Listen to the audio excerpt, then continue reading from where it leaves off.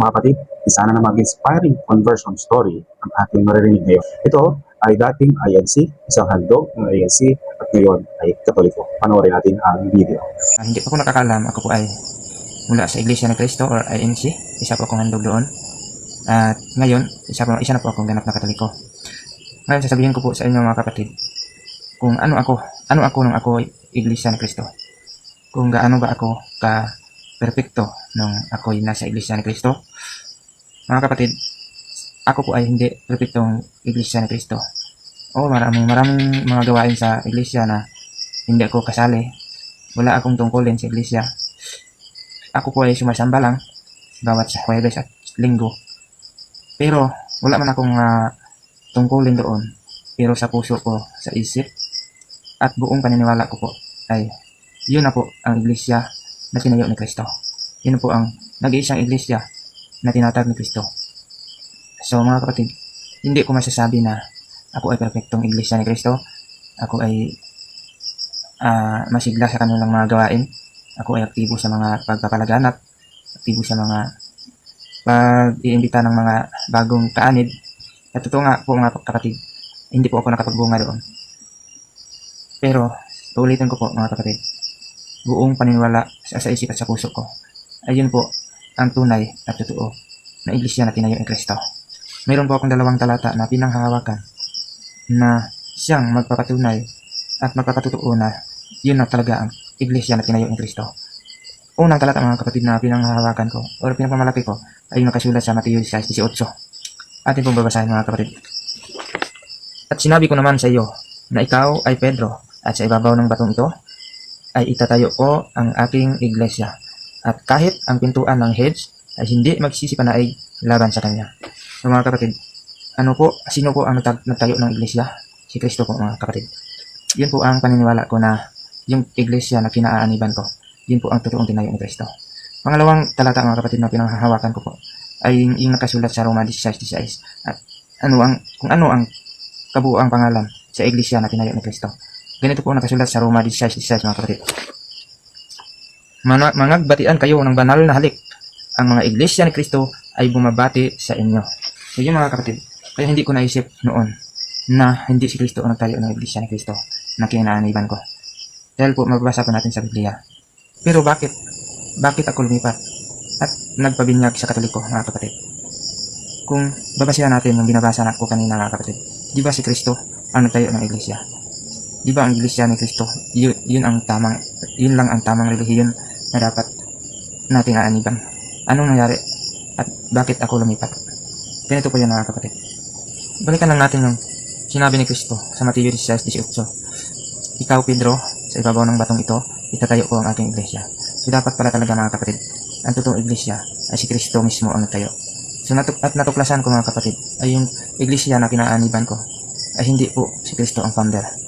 Ay hindi po si Kristo ang nagtayo mga kapatid. Kundi si kapatid na Felix Y. Manalo po ang nagtayo mga kapatid. Mapapatunayan po natin yung mga kapatid sa referensya. Ang nagtayo sa iglesia ni Kristo, ang founder po ay si Felix Y. Manalo mga kapatid. Mapapatunayan po natin yun sa referensya mga kapatid. Kailan na tayo? 1914. Saan na tayo? Sa Punta, Santa Ana, Manila. Mabasa po yan sa referensya mga kapatid. Encyclopedia of the Philippines, Volume 20 by Joel Galang mga kapatid. So natuklasan po na hindi po pala si Kristo ang nagtayo ng iglesia ni Kristo na kinaaniban po mga kapatid. Kung ganun, aling iglesia ang tinayo ni Kristo mga kapatid? Yun ay walang iba po ang iglesia Katolika mga kapatid. Kaya po ba natin yung mapatunayan mga kapatid? Kaya po mga kapatid. Sa referensya mga kapatid, marami pong referensya na magpapatunay na si Kristo po ang nagtayo sa iglesia Katolika mga kapatid. Sino ang founder? Jesus Christ. Kailan na tayo? 33 AD. So, matagal-tagal na po mga kapatid. Sobrang tagal na po mga kapatid. Saan ito nagmula? Saan ito na itinayo mga kapatid? Sa Jerusalem po mga kapatid. Mabasa po yan sa mga maraming referensya mga kapatid. Sa Groyler Encyclopedia Volume 5, page 106. International Encyclopedia Volume 5, page 520. And World Almanac and the Book of Acts, edition 2010, page 710 mga kapatid. Yun po ang natuklasan ko mga kapatid. Kaya po ako lumipat sa Iglesia Katolika kahit na mga kapatid na mga kamag-anak ko po, mga kapatid, mga magulang ay nasa iglesia po sila mga kapatid. Hindi nila kinatuwa yung ginawa ko. Pero alam ko mga kapatid, balang araw, maintindihan nila kung bakit ito ginagawa. Ngunit paano mga kapatid? Paano ako nalipat sa Katoliko? Anong ginawa ko? Kaya ngayon ako ay hindi ka na po sa Katoliko. Unang-una mga kapatid, doon sa establishmento na pinagtatrabahoan ko, ay marami po akong mga kasama doon na defender, Catholic faith defender. Lagi po kami nag-uusap tungkol dito. Sila po ay Katoliko, ako po ay INC. Madalas po namin napag-uusapan o minsan nga po nagtatalo po kami ng mga CFD doon. Ni minsan mga kapatid, hindi po ako naniniwala agad sa kanila. Mahabang panahon bago ako nag-open mind tungkol sa doktrina ng Katoliko. Mula noon, marami na akong katanungan sa kanila tungkol sa doktrina sa Iglesia Katolika. Dahil po, ang una kong rason, ang una kong dahilan, mga kapatid, dahil po sa nakikita ko po sa mga referensya na hindi po si Kristo ang tayo ng INC, kundi si Felix Manalo po. At yung Iglesia Katolika naman, binabasa ko po sa referensya, ay walang ibang founder kundi si Kristo. So yun mga kapatid, mula ng araw na yun, marami na akong katanungan sa kanila. Ngunit ganun pa man, hindi pa rin ako 100% na kampante na ang Katoliko talaga ang totoo.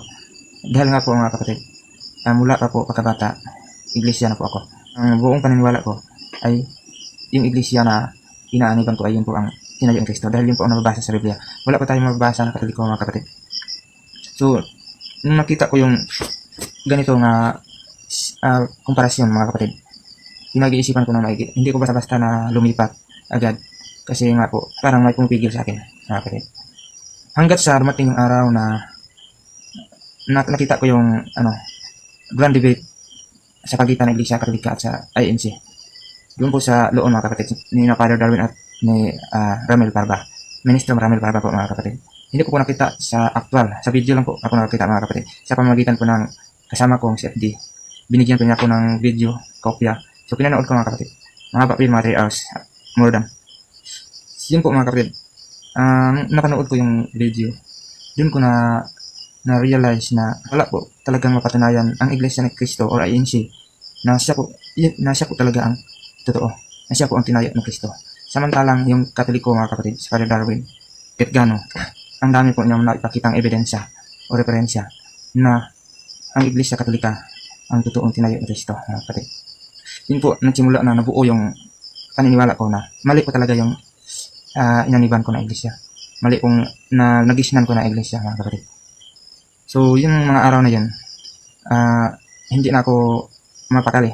Hindi ko masabi sa parents ko dahil alam ko po na masasaktan sila sa sasabihin ko, dahil alam ko na po sila, loyal po sila sa Iglesia po mga kapatid. So yung hindi ko nagawa na sabihin sa kanila nalilipat ako, at hindi talaga ako nakalipat kahit na sa puso ko ay gusto ko na lumipat, pero napigilan po ako dahil doon, dahil ayoko pong na masaktan yung ina ko, dahil po sa sinabi ko na siya po ay talagang mahal na yung IMC mga kapatid. So, nung mga panahon na yun, hindi pa rin ako nakalipat. At dumating ang panahon na namayapa ang aking mga magulang. At medyo, doon pa ako nagkaroon ng lakas na loob na lumapit sa isang pare, mga kapatid. Na sabihin sa kanya na gusto kong lumipat sa Katoliko. Medyo may panghihinayang din ako mga kapatid, dahil dapat sana isinama ko ang aking mga magulang sa paglipat. Pero hindi ko nagawa. Feeling ko mga kapatid, nagigilty po ako, dahil po hindi ko man lang sila sinubukan na pagkayan na sumabay sa akin na lumipat sa Katoliko. Pero mga kapatid, yun nga po ang sinabi ko, ayoko masaktan sila, kaya nga po hindi ko po ginawa.